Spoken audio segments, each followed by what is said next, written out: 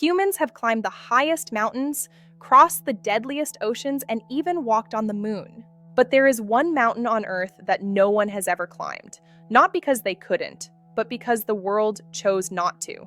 Welcome to World Uncovered, the channel where we explore geopolitics, belief, power, and the hidden forces shaping our world beyond headlines.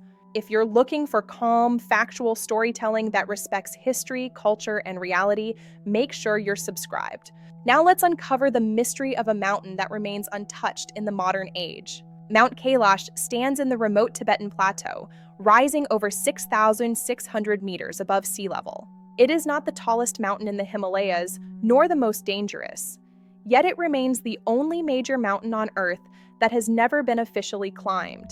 In a world driven by conquest and achievement, this fact is extraordinary. Mount Kailash is sacred to four major belief systems: Hinduism, Buddhism, Jainism, and the ancient Bon religion. In Hindu belief, it is the eternal home of Lord Shiva. In Buddhism, it represents the cosmic center of the universe. In Jainism, it is where the first Tirthankara attained liberation. For followers of Bon, it is the axis of spiritual power. No other place on Earth holds this kind of shared reverence. Instead of climbing the mountain, pilgrims perform a ritual called the Kora, a 52-kilometer walk around its base. Many believe a single Kora cleanses a lifetime of sins. Some devotees complete it by full-body prostration, taking weeks in freezing conditions. This is not tourism, it is faith in motion.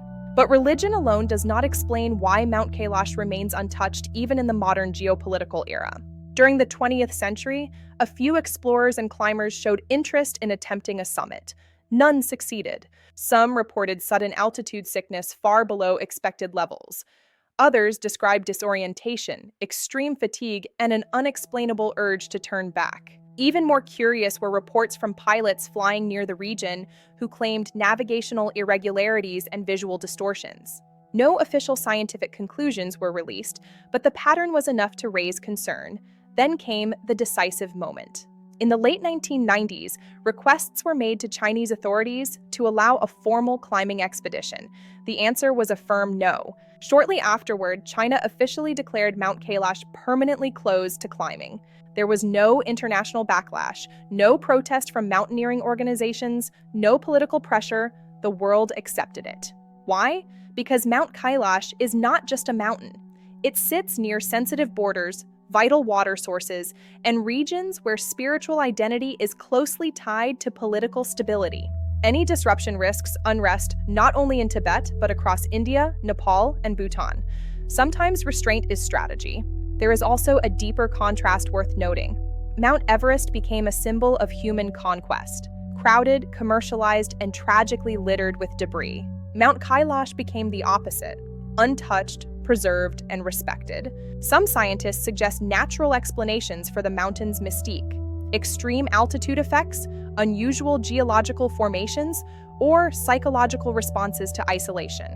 These theories may explain parts of the experience, but not the collective decision humanity made. The real mystery is not whether Mount Kailash can be climbed. It is why humanity chose not to try. In a world obsessed with control, Mount Kailash stands as a reminder that not everything exists to be conquered. Some places demand humility, and sometimes the greatest power is knowing where to stop. Mount Kailash remains exactly as it has for centuries: untouched, unconquered, and undisturbed. Not because it is unreachable, but because the world quietly agreed it should remain beyond us. If you want more stories that explore the unseen forces shaping geopolitics, belief, and power, subscribe to World Uncovered, because the biggest truths are often the ones no one tries to conquer.